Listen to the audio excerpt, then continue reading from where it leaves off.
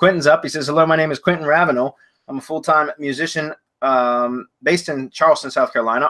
Arthur Ravenel Jr. is a staple here. We've named a bridge after him that gathers 25,000 people every year in April to run or walk on the Ravenel Bridge. Is there any way to use my last name as leverage?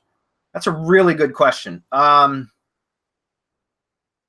I would think press releases would probably be a great way to kind of piggyback off of that name recognition. Because that's like essentially, you know, it's a brand, right? Ravenel is a brand, right? So if you could use that, there's a strategy called newsjacking. Look into that, Quentin. Look into newsjacking. In fact, you could just do a Google search for newsjacking and find plenty of resources, Amazon books, whatever, that can teach you the strategy of newsjacking that I think would be perfect for that, for your what you're saying here, because of you have the same last name, excuse me, as a brand that's well known in that area. I would use that newsjacking strategy as a way to get some press and some media. It's almost like clickbait, but in a proper way, in an ethical way, right? And so again, I don't do a lot of that stuff. I just haven't had the opportunity to, but I'm familiar with that strategy, and that's something that I think you could implement here. Marco, do you have any suggestions for that?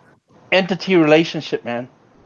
That's what he'd have to do. Relate his name to the Ravenel Bridge name, so that when it comes in the, what do you call it, the Google auto suggest, right? So when people go looking for the Ravenel Bridge walk, the Ravenel Bridge run, Ravenel Bridge weekend, all of that stuff, your name comes up in there too. I mean, yep. we've done that, right? Social conditioning. Yeah, social engineering. Yep.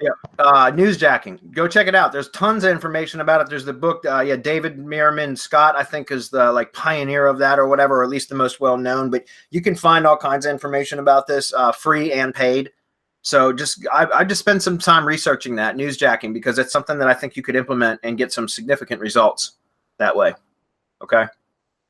And by the way, go to mgyb.co to purchase press releases, and we'll publish them for you. They're really, really nicely done.